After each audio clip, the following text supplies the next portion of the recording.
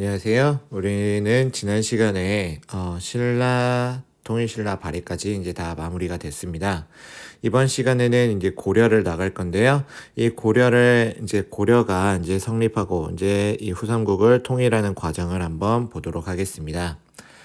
이 신라 말기에는요, 어떤 모습이 있었어요? 신라 도성, 이 경주 내부에서는 서로 왕이 되기 위해서 막 쟁투가 벌어지고 있었죠. 그렇기 때문에 지방에는 막 호족, 중앙의 말을 듣지 않은 이런 호족들이 막 자라나고 있었어요. 자, 이런 호족들 중에 일부가 이제 왕이 되기 위한 그런 모습들을 보였었죠. 그게 바로 누구냐면 궁예예요. 그리고 이제 누구냐면 견훤이겠죠. 이 궁예는 신라 왕족 출신이었다고 해요. 근데 이런 신라 내부에 이런 왕위를 둘러싼 이런 쟁투에 이제 어찌 보면 피해자였다고 하는데요. 이 신라 이런 전란을 피해서 이제 뭐 양길이라는 산적 부하로 이제 자라다가 결국에는 한 지역을 자리 잡는 이제 호족이 됩니다. 자, 이 궁예는요, 나라를 세우려고 해요. 근데 이 신라에 반대하는 이 주변의 호족들이 이 궁예 밑으로 들어가게 됩니다. 그래서 결국에는 이제 나라를 세우게 되는데요. 그게 바로 이제 고려라고도 부르고 이제 지금 편의상은 후고구려라고 부르는 이 후고구려가 만들어지게 됩니다. 수도는 이 왕건의 이제 조상이죠. 아버지인가 할아버지가 이제 이 궁예 밑으로 들어가게 되는데요. 자기가 지배하고 있는 그 지역에 도읍을 정하면은 뭐 나라가 커질 것입니다. 뭐 크게 일어날 것입니다. 라고 해가지고요. 그곳에 수도를 정하게 돼요. 수도는 개경입니다. 자, 그리고 이제 견훤이란 사람도 있는데요. 이 견훤은 신라 말기에 군인이었어요. 자, 이 사람도 나라를 세우고자 이제 여기 전라북도 전주에다가 후백제를 세우게 됩니다. 자, 후백제 이제 완산주라고 부르는 이제 전주예요. 여기는 지금 북한의 개성입니다. 자, 이곳에 도읍을 정했는데 이제 이 말기 후 삼국 시대에는 사실 신라는 이제 완전히 저물어가는 그런 모습을 보여요. 그래서 신라는 뭐 이렇게 다시 뭐 저런 이 호족 세력들을 진압한다 이런 게 아니라 아예 이제는 이 후고구려나 후백제 이런 나라들이 서로 이제 쟁탈을 벌이다가 둘 중에 하나 나라가 이제 승리를 할 경우에 이제 그때 나라를 어찌 보면 넘기게 되는 그런 지경까지 이르게 됩니다. 자, 이 후고구려에 대해서 이야기를 좀 더 할 건데요. 이 후고구려는요, 조금 이제 나라 이름이 또 바뀌어요. 뭐냐면, 이 궁예가 마진이라는 이름으로 나라 이름을 바꾸게 됩니다. 그리고 또 수도도 옮겨요. 어디로 옮기냐면은 철원으로 옮기게 됩니다. 아무래도 자신의 본거지가 강원도였기 때문에 이쪽 지역으로 이제 수도로 옮기지 않았나 이렇게 추측이 되는데요. 자, 철원으로 옮기고 또 그 나라 이름을 또 뭐라고 바꾸냐면은 태봉이라고 바꿉니다. 자, 태봉이라고 나라 이름을 이제 거의 뭐 최종적으로 이제 바꾸게 되는데요. 자, 이제 마진 태봉, 그 다음에 이 철원으로 천도하고 나서부터 이 궁예가 좀 이상해집니다. 그래서 뭐 자기의 이제 가족들도 뭐 철퇴로 때려 죽이고, 그 다음에 본인이 마치 뭐 부처님처럼 짐은 미륵이니라 막 이러면서, 자신이 뭐 관심법을 쓸 수 있다면서 자기가 그냥 보기만 해도 네가 죄가 있는지 없는지 이런 것들을 판별한다면서 아무나 막 사람을 죽이기 시작합니다. 그러면서요, 민심을 잃게 돼요. 주변에 따르던 호족들이 이제 이 궁예를 더 이상 따를 수 없다라고 해서 궁예를 제거합니다. 그리고 이 궁예 밑에서 이제 컸던 누구냐면 이 개성을 수도로 정하게끔 만들었던 그 호족이 그래도 나름 힘이 있었던 호족이었었겠죠. 자, 이 왕건네 집안인데요. 이 궁의 밑에서 이 왕건이 크게 성장하고 있었거든요. 이 왕건이 그 주변 호족들의 추대를 받아서 이제 왕으로 등극하게 됩니다. 자, 그리고 나라 이름을 다시 고려로 이제 정하고요. 그 다음에 수도는 원래 이 왕건의 본거지인 개경으로 이제 정하게 됩니다. 자, 이렇게 이제 정해지게 되는데요. 자, 이거와 이 크게는 나라를 이제 이 두 부류로 삼으면 좋을 것 같아요. 그래서요. 자, 이 뭐 고구려나 이 고려나 얘네들은요. 결국에는 이 견훤과 싸우게 됩니다. 이 궁예가 이제 지배하던 시기에도 뭐 왕건과 이 견훤이 직접적으로 이제 대립을 많이 하게 되는데요. 사실 전쟁은 견훤이 거의 이겨요. 견훤이 이제 군인 출신이기도 했고, 이제 이 전쟁을 많이 무력이 이제 매우 뛰어났었던 이제 사람이고요. 왕건 같은 경우는 무력이 그리 뛰어나지 않았지만, 이게 사람들을 포용하는 그런 능력이 상당히 뛰어났었다라고 합니다. 그래도 이 왕건이 어떤 시점을 계기로 해서 이제 이 후백제를 이기게 되는데요. 그게 바로 뭐 이제 고창 전투라고 부르는 지금 현재 안동에서의 전투예요. 그 전투를 기점으로 해서 이 후백제를 이기게 됩니다. 이 후백제 내부에서도 이제 문제가 발생하게 돼요. 뭐냐면 아들이던 신검이 견훤과 사이가 안 좋아져요. 그리고 결국에는 신검이 자기 아버지인 견훤을 유폐시키고 본인이 왕의 지위에 오르게 됩니다. 이 견훤은요, 탈출을 해서 왕건에게 이제 귀부를 하게 돼요. 귀부라는 말은 이제 왕건에게 간다는 소리예요.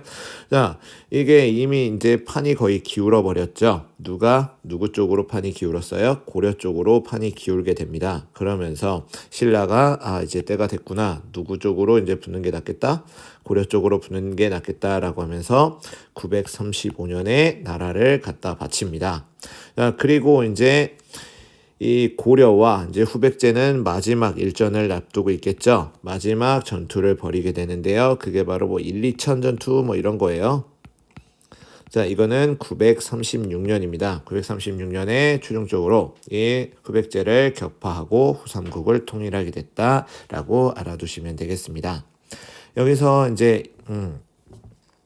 이렇게 후삼국을 통일을 하긴 했지만 여기서 조금 알아둬야 될 부분은 뭐냐면 이 왕건이란 사람은 주변의 호족들을 다 막 힘으로써 이렇게 제압하면서 통일한 게 아니에요. 이 왕건 밑으로 이제 호족들이 자연스럽게 이렇게 들어갔었던 겁니다. 물론 이 왕건도 이제 세력이 많이 크긴 했지만 이 왕건 못지않은 세력들도 상당히 많았어요.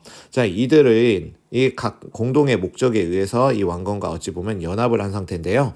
그러다 보니까 이게 얘네들을 확실히 힘으로 누른 게 아니죠. 어찌 보면 동맹자 같은 느낌이에요. 그래서 이 왕건에게는 그런 것들이 상당히 고민거리였었을 겁니다. 자, 이들을 완전한 내 편으로 만드는 이런 것들이 많이 필요했겠죠. 이제 통일 이후에는요. 자, 이제 통일 이후 부분을 이제는 우리는 볼 건데요. 자, 이제 쭉 줄을 한번 좀 긋고요.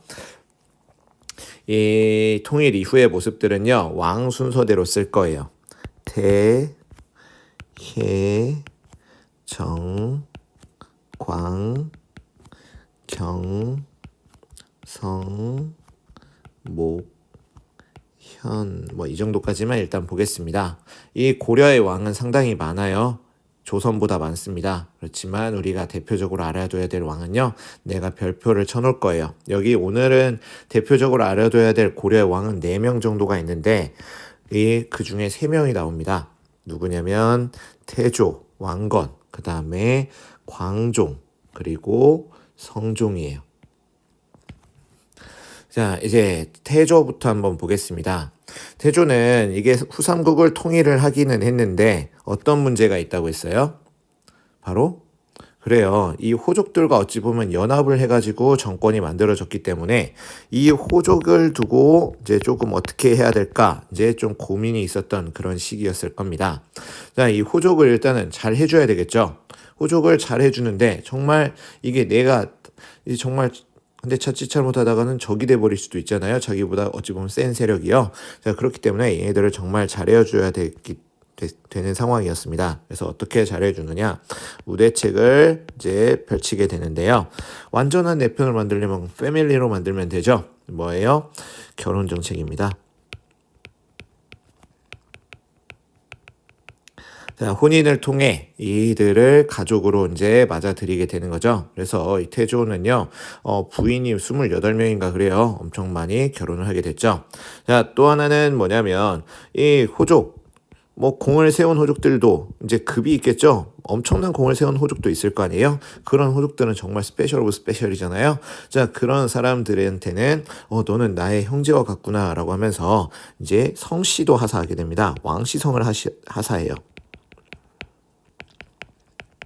뭐 그리고 뭐 이거 굳이 적을 필요까지는 없지만 뭐 그런 것들이 있겠죠. 많은 땅들을 뭐 이제 대가로 주고 뭐 이런 것들을 했겠죠. 자, 이런 것들을 했었습니다. 근데 이런 호족들 우대만 할까요? 견제도 해야 되겠죠. 얘네들이 언제 나한테 나를 돌아설지도 모르잖아요. 그래서 이제 특히나 지방에 있는 호족들을 견제하는 그런 모습을 보이게 되는데요. 견제책이 있게 됩니다. 첫째, 어떤 것들이 있냐면 기인제도라고 있어요. 이거는 우리 신라 때 상수리 제도랑 비슷하다고 생각하시면 됩니다. 우리 교과서가 상수리 제도를 좀 이상하게 써놨는데요. 원래는 이 뭐 상수리 제도에 좀 다시 한번 기억이 떠올리게 이제 얘기를 할게요. 상수리 제도는 뭐냐면 거기 교과서 기준으로는 뭐 촌주를 수도에 와서 머물게끔 한다라고 그렇게 써 있는데요. 그 지역의 촌주가 수도에 와서 머물면 이게 지금 어쩌라는 거예요? 일을 못 하잖아요. 이건 사실 말이 안 되는 거고요. 뭐냐면 촌주의 자제들을 수도에 와서 일정 기간 머물게 하는 겁니다. 그래서 이 촌주가 말을 안 들었을 경우에는 이 촌주의 자제들로 위협을 하는 거거든요. 자, 그런 것들인데 이 고려시대 때는 이 기인제도가 바로 그런 역할을 했었다라고 알아두시면 됩니다. 통일신라는 뭐 상수리, 고려는 기인제도다라고 알아두시면 되겠고요. 또 하나는 사심관제도입니다. 이 사심관 제도는 뭐냐면 최초의 사심관을 알아두면은 여러분들이 기억하기 좋을 것 같아요. 최초의 사심관이 바로 누구냐면은 신라 마지막 왕 경순왕이에요. 경순왕 이제 왕이 더 이상 왕이 아니기 때문에 이제 김부라는 이름을 써야 되겠죠. 김부예요. 자, 얘인데요. 자, 이 최초의 사신관으로 이 경순왕을 임명하게 됩니다. 자, 어느 지방의 사신관으로 임명하게 되냐면은 경주 지방의 사신관으로 임명해요. 경주. 경주면 어디예요? 옛날 신라의 수도죠. 자, 그래요. 이 경순왕은요. 그러면 이게 고려가 되고 나서 얘는 어디에 살았을까요? 수도에 살아요. 어디 수도? 고려의 수도겠죠? 개경에 살아요.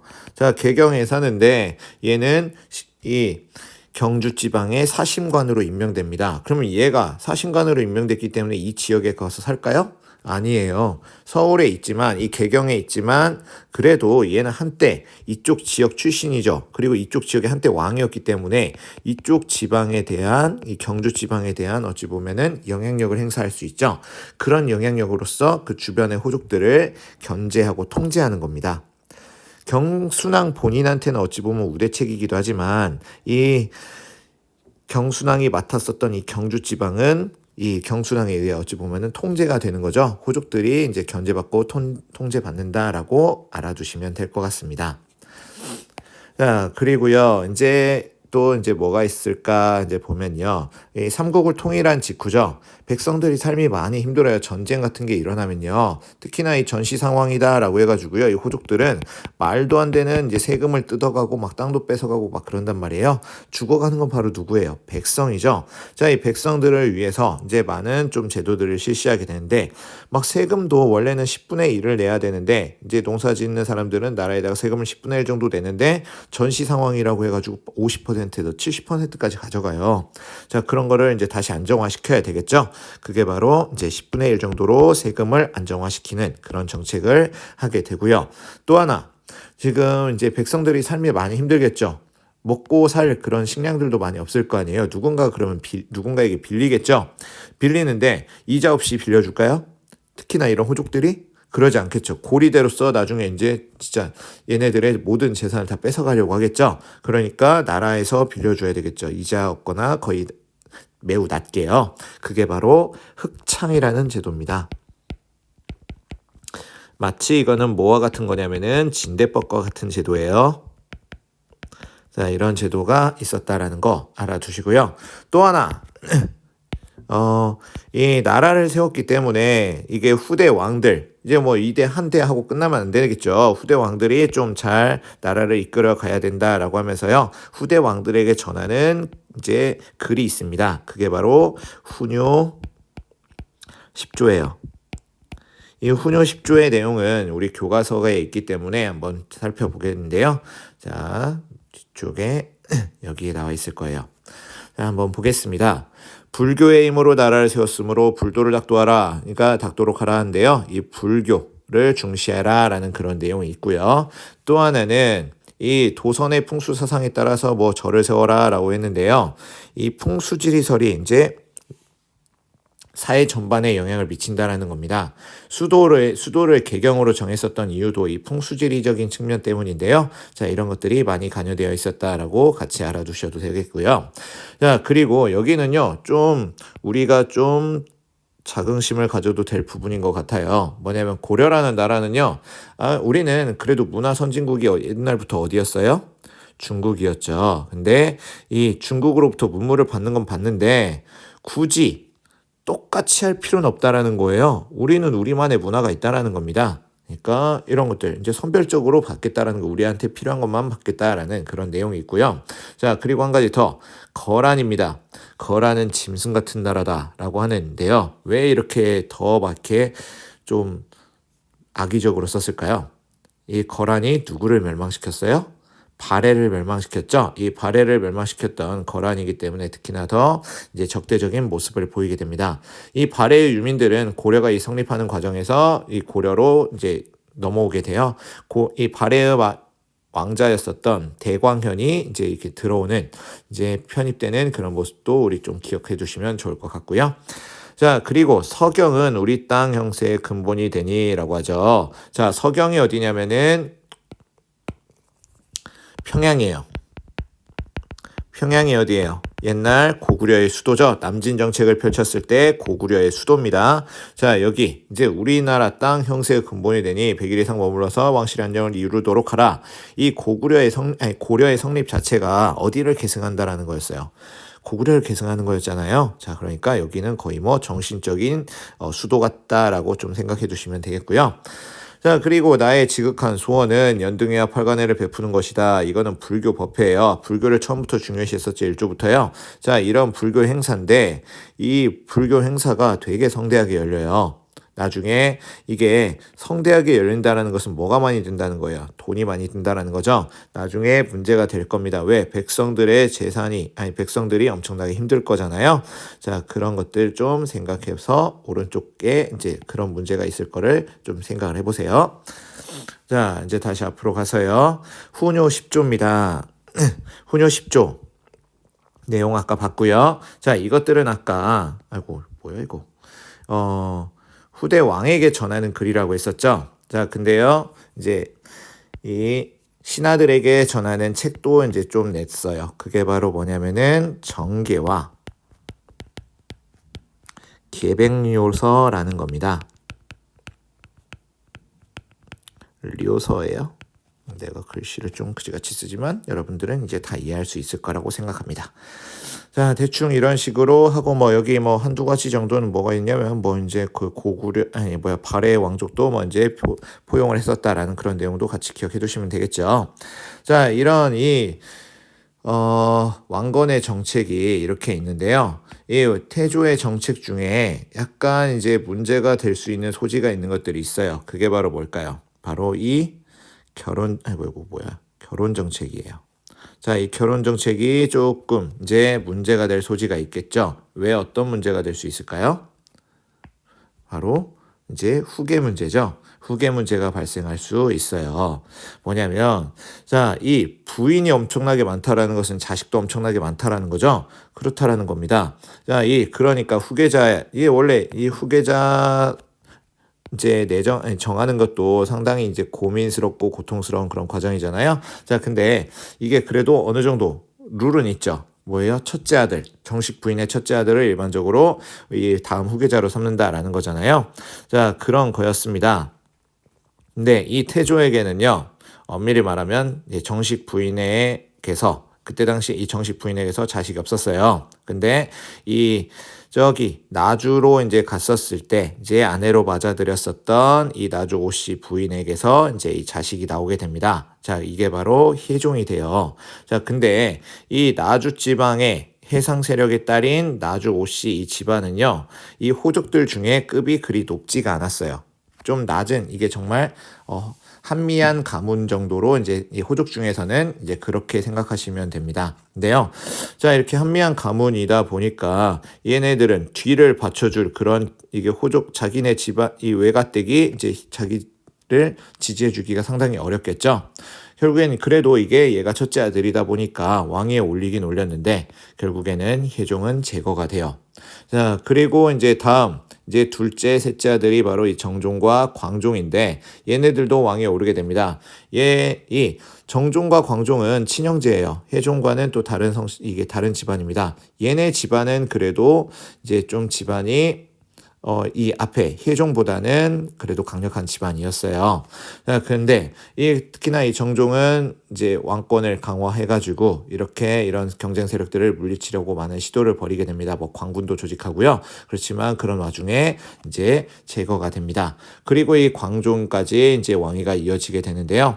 자, 이 광종은 이렇게 가다가는 진짜 끝도 없이 이제 왕위가 넘어가고 결국에는 이제 나라가 혼돈이 일어나서 멸망하겠다라는 생각을 하겠죠. 자, 그래서 이 광종은 어떻게 하느냐?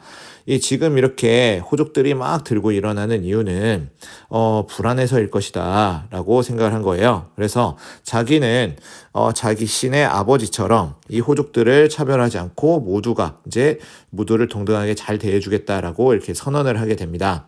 이 호족들은 사실 원하는 게 바로 그런 거였어요. 왜냐면 다른 성씨의 호족이 이게 외가댁이 되면 자신들은 차별을 받고 배제를 될 것이다 라는 그런 두려움이 있었을 거니까요. 그래가지고요, 이 광종은 이제 그렇게 그들의 마음을 얻어서 이제 죽지 않고 이제 나라를 이끌게 됩니다. 자, 10년 동안은 정말 이 호족들을 엄청나게 우대를 했었다라고 해요. 근데 광종 마음속에는 이놈의 호족들을 제거해 버려야 되겠다라는 생각을 당연히 가지고 있겠죠. 자, 그래서 광종은요, 조용히 호족의 힘을 빼놓고 이 자신의 힘을 기르는 그런 작업을 하게 됩니다.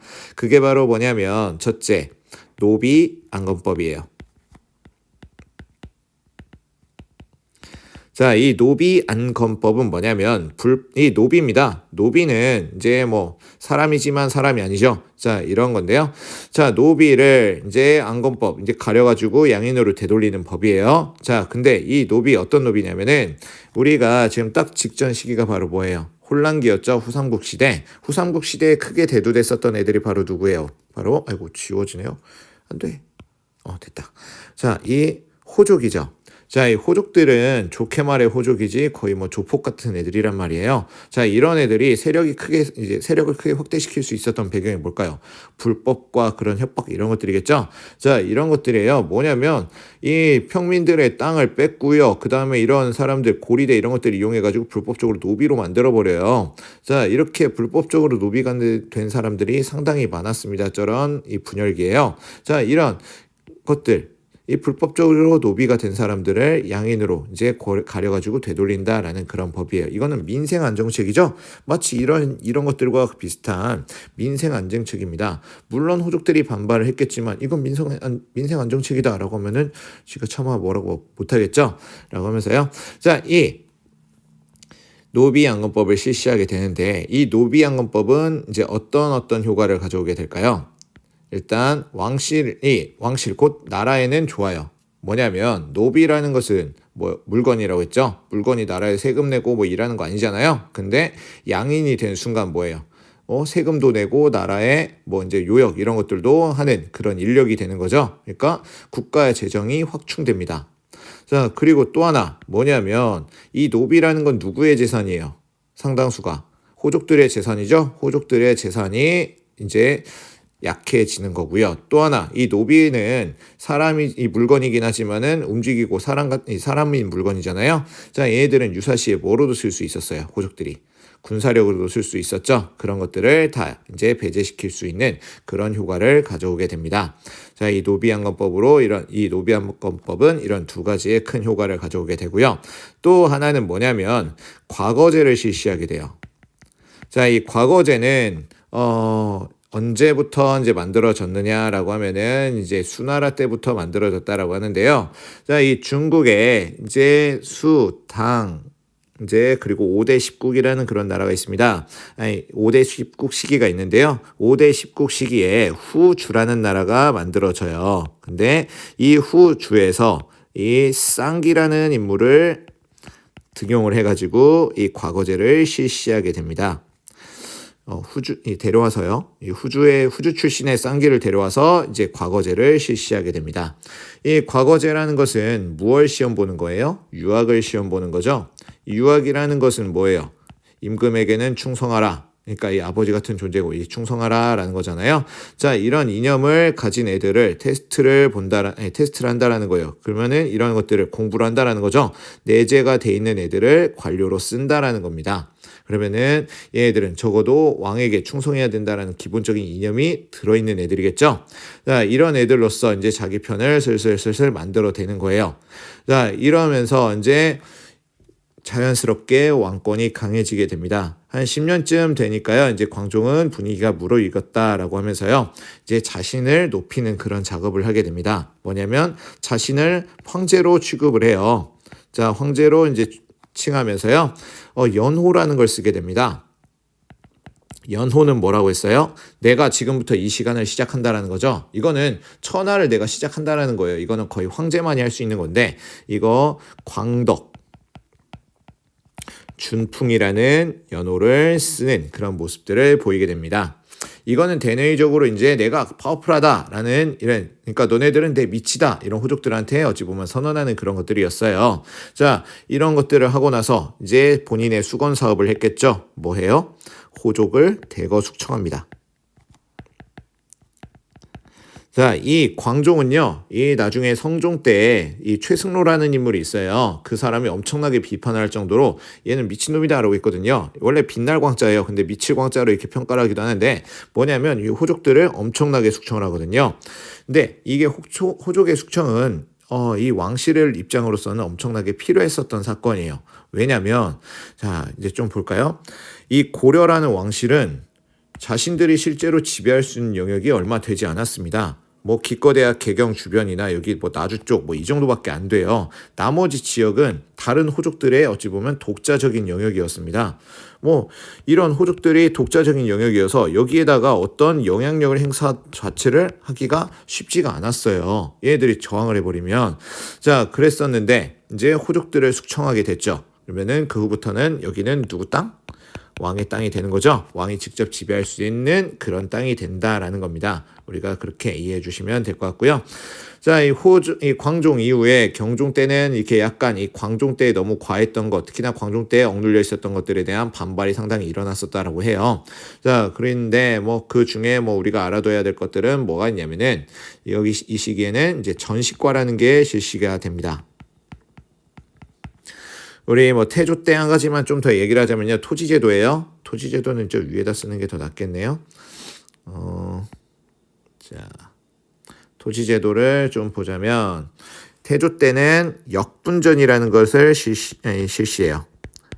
뭐냐면 이 호족들 나라 세웠는데 공은 세웠었던 애들한테 엄청나게 우대해줘야 되겠죠. 자, 뭐 공은에 따라서 이제 땅을 주는 거예요. 자, 이 공로에 따라서 땅을 줬었던 이런 것들인데, 자, 이제 관료들 뽑는데 관료들에게 이제 뭔가 땅을 일한 대가로 땅을 줘야 될 거 아니에요. 그게 바로 뭐냐면 전식과라는 겁니다. 이 전식과가 경종 때 실시가 돼요. 경종, 목종, 문종 때 이제 변화가 일어나게 되는데요. 이 전식과 뭐 구체적으로 설명할 기회가 있으면 하겠지만 이 뒤쪽에 아마 있으면 하겠지만 뭐 일단은 내가 확인한 바로는 앞쪽에는 없었어요. 그러니까 간단하게 설명하자면요. 전지와 시지가 있습니다. 실제로 이건 땅을 주는 건 아니에요. 일하는 관료한테 주는 거기 때문에 일하는 관료라면 일하지 않거나 이제 죽으면 어떻게 될까요? 반납해야 되는 거죠. 이건 원래 반납돼야 되는 땅입니다. 자, 전지라는 것은 수조권을 주는 거예요. 관료가 실제로 농사 짓는 건 아니죠. 자, 이 관료는요, 그러니까 나라의 원래 이 주민들은, 백성들은 세금을 나라에다 내야 되는데, 이 나라의 이 어떤 땅을 설정해가지고 나라에다 주는 게 아니라 내지 말고 누구한테 내라는 거예요. 관료한테 내라는 거죠. 자, 이 수조권을 지급하는 거였고요. 이 시지라는 것은 그때 당시에는 뭐 이렇게 기름과 가스 뭐 이런 수소 이런 것들이 있었어요, 없었어요? 수소는 당연히 이제 있겠죠. 그렇지만 이런 것들 연료로 활용하지 못했겠죠. 자, 이때 당시에 연료로 활용하던 것은 땔감이었습니다. 이 시지는 땔감을 구할 수 있는 뭐 뒷산의 땅 이런 것들이에요. 뒷산 같은 것들이니까 그렇게 알고 계시면 될 것 같습니다. 자, 다음 왕 성종 때인데요. 자, 이 성종은 고려에도 있고 조선에도 있죠. 각종의 문물과 제도의 완성 정도로 우리가 조금 그렇게 좀 개념을 잡고 생각을 해도 크게 벗어남은 없을 거예요. 자, 근데 이 성종, 고려의 성종은요. 성종 본인보다는 누구를 좀 기억하는 게 좋냐면 최승로입니다. 이 재상이었어요. 이 최승로라는 이제 재상인데 최승로가 이 성종에게 제안하는 글이 있었습니다. 그게 바로 시무 28조예요. 자, 최승로의 시무 28조. 자, 여기 이렇게 최승로의 시무 28조가 있는데요. 일단은 여기까지 하고 2교시 거는 좀 이따 이제 바로 끊어서 할게요.